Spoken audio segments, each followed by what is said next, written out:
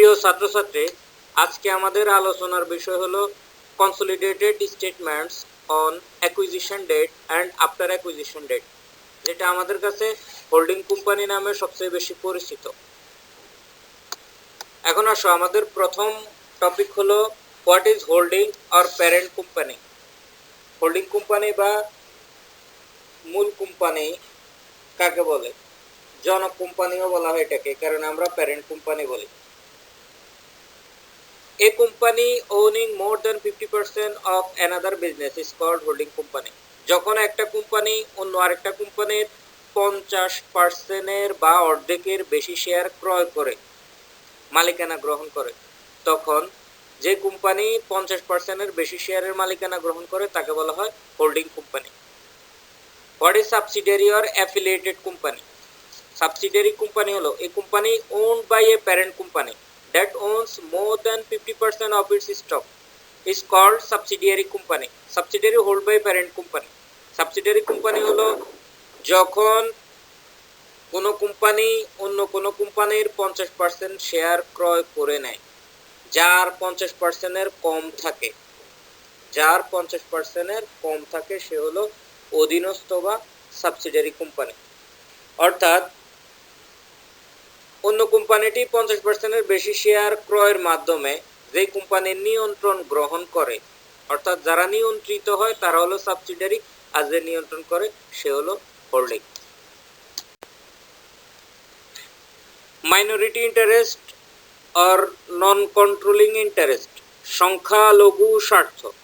The claim of the minority share holders on the income and net assets of the subsidiary is referred to as the non-controlling interest of the minority interest. মূলত অধীনস্থ কোম্পানির যে share হোল্ডাররা থাকে, অন্য share হোল্ডারদের কোম্পানিতে যতটুকু স্বার্থ থাকে তাকে বলা হয় সংখ্যালঘু স্বার্থ।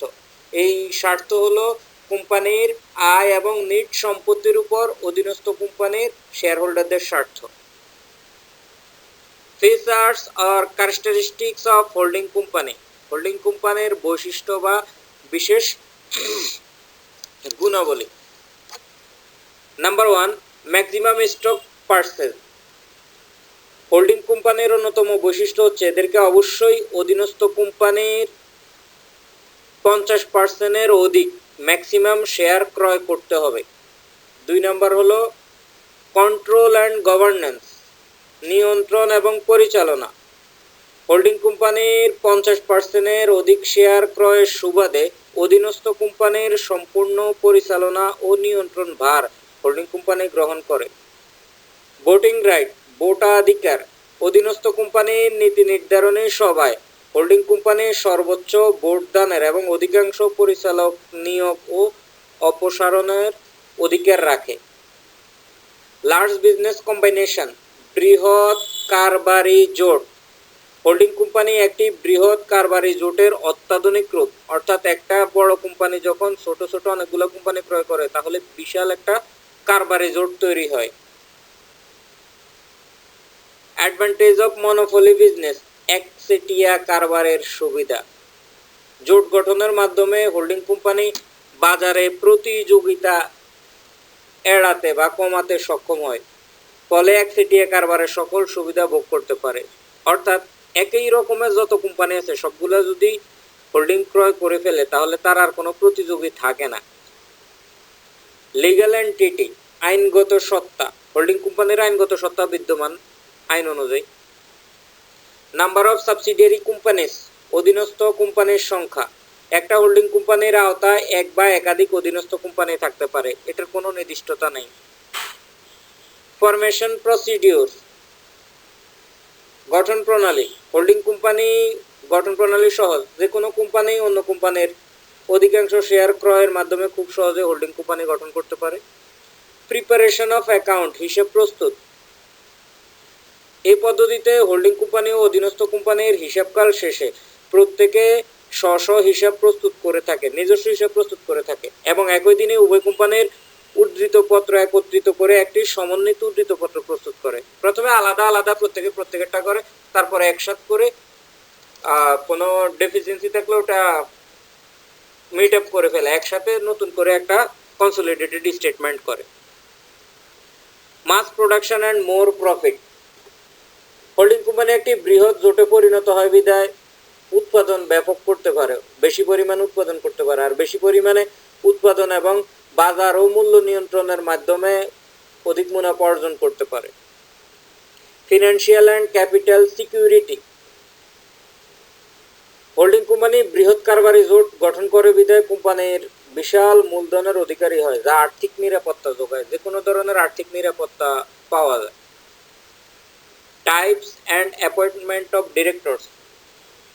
হোল্ডিং কোম্পানি বিভিন্ন ধরনের হতে পারে: প্রধান হোল্ডিং কোম্পানি, সেন holding company, cross holding company, আদি হোল্ডিং কোম্পানি, খাঁটি হোল্ডিং কোম্পানি, বিভিন্ন নামে আছে। এগুলো হলো টাইপস। আর অ্যাপয়েন্টমেন্ট অফ ডিরেক্টরস হলো অধীনস্থ কোম্পানির পরিচালক পর্ষদের অধিকাংশ সদস্য নিয়োগ দান এবং অপসারণের অধিকার হোল্ডিং কোম্পানি রাখে। হোল্ডিং কোম্পানির প্রত্যক্ষ বা পরোক্ষভাবে এই অধিকার অর্জন করে থাকে।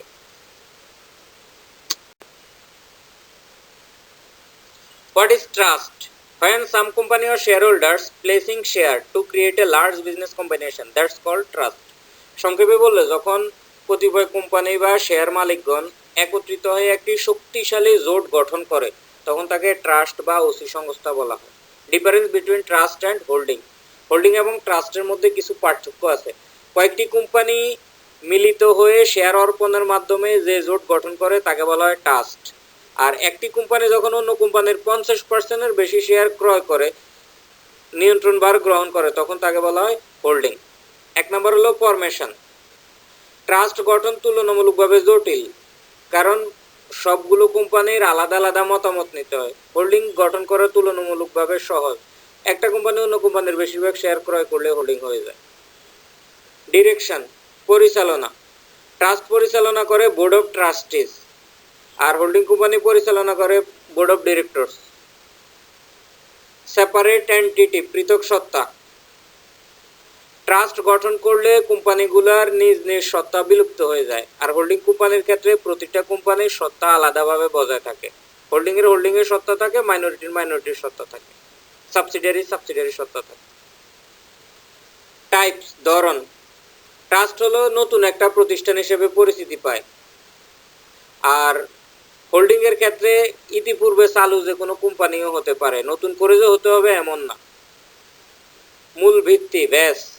ট্রাস্টের মূল ভিত্তি হলো চুক্তি, হোল্ডিং কোম্পানির মূল ভিত্তি হলো কোম্পানি আইন। সার্টিফিকেট, সনদ।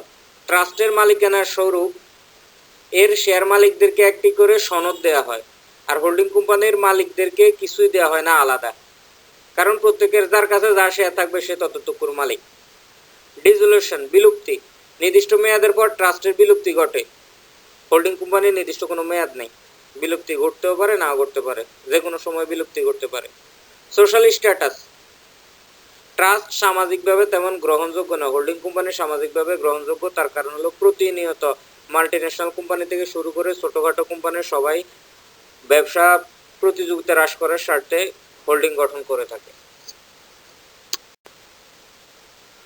What is consolidated financial statements? এই চ্যাপ্টারে আমাদের মূল আলোচনা এটাই। Consolidated financial statements are statements which presents the assets, liabilities, shareholders account, revenue and expense of a parent company and its subsidiaries as those of a single enterprise. অর্থাৎ holding এবং subsidiary কোম্পানির সম্পর্কের ক্ষেত্রে প্রতিটি কোম্পানির জন্য আলাদা আলাদা আর্থিক বিবরণী প্রস্তুত না করে উভয় কোম্পানির জন্য একটি মাত্র আর্থিক বিবরণী প্রস্তুত করা হলে তাকে বলা হয় সংঘবদ্ধ আর্থিক বিবরণী।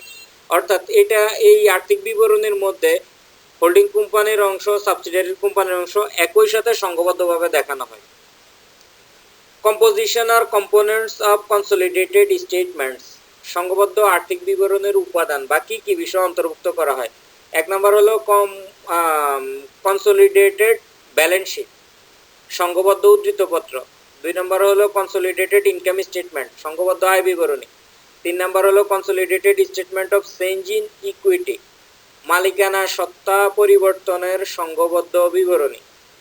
4 নম্বর হলো কনসলিডেটেড ক্যাশ ফ্লো স্টেটমেন্ট, সংঘবদ্ধ নগদ বিবরণী। 5 নম্বরে হলো notes to the accounts and comparative figures, সংঘবদ্ধ বিবরণী ও তুলনামূলক ফিগারগুলোর বিষয়ে প্রয়োজনীয় note. Types or classification of holding company, বিভিন্ন প্রকারের হোল্ডিং কোম্পানির প্রকারভেদ। 1 নম্বর হলো পিওর হোল্ডিং কোম্পানি, এটাকে বলা হয় বিশুদ্ধ, খাঁটি বা প্রত্যক্ষ হোল্ডিং কোম্পানি।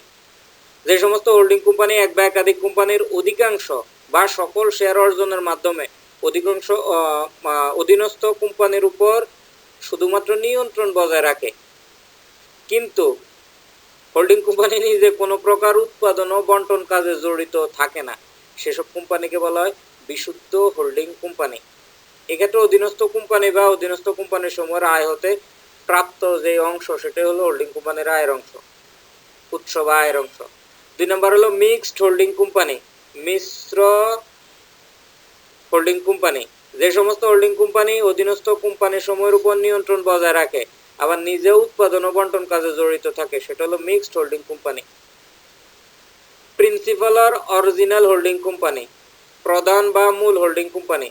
যে সমস্ত হোল্ডিং কোম্পানির এক বা একাধিক অধীনস্থ কোম্পানি থাকে এবং উক্ত অধীনস্থ কোম্পানি বা কোম্পানিগুলোর আবার অধীনস্থ থাকে, এক্ষেত্রে প্রথম কোম্পানিকে প্রধান বা মূল হোল্ডিং বলা হয়। হোল্ডিংয়ের অধীনে যে সাবসিডিয়ারি থাকে সেও আবার আর কোনো না কোনো কোম্পানির হোল্ডিং, এই ক্ষেত্রে প্রথমটাকে বলা হবে অরিজিনাল বা প্রিন্সিপাল হোল্ডিং। 4 নম্বর হলো আর্লি প্যারেন্ট বা আদি হোল্ডিং কোম্পানি। যখন পূর্ব হতে চালু কোনো কোম্পানি এক বা একাধিক কোম্পানির অধিকাংশ শেয়ার ক্রয়ের মাধ্যমে হোল্ডিং কোম্পানি গঠন করে, তাকে বলা হয় আদি holding company. Combined or collective holding company, সম্মিলিত হোল্ডিং কোম্পানি। যখন কয়েকটি কোম্পানি পরস্পরের মধ্যে শেয়ার হস্তান্তর করে নতুন কোম্পানি গঠন করে, তাকে বলা হয় সম্মিলিত holding company. Cross holding company, যে ক্ষেত্রে হোল্ডিং কোম্পানি তার অধীনস্থ কোম্পানির অধিকাংশ শেয়ার ক্রয় করে এবং অধীনস্থ কোম্পানিও হোল্ডিং কোম্পানির কিছু শেয়ার ক্রয় করে, এদিক থেকে ওদিকে যায়, ওদিক থেকে এদিকে আসে, এটাকে বলা হয় cross holding. Chain holding company, যে ক্ষেত্রে কোনো হোল্ডিং কোম্পানির অধীনস্থ কোম্পানি থাকে আবার অধীনস্থ কোম্পানিরও অধীনস্থ কোম্পানি থাকে, এভাবে যখন অনেক দূর পর্যন্ত চলতে থাকে, কয়েকটা হয়, তখন তাকে বলা হয় চেইন হোল্ডিং কোম্পানি। যেমন এই কোম্পানি বি কোম্পানির holding, B company C company, C company D company, D company E কোম্পানির, এইভাবে যখন ক্রমান্বয়ে চলতে থাকে চেইন আকারে, এটাকে বলা হয় চেইন হোল্ডিং কোম্পানি।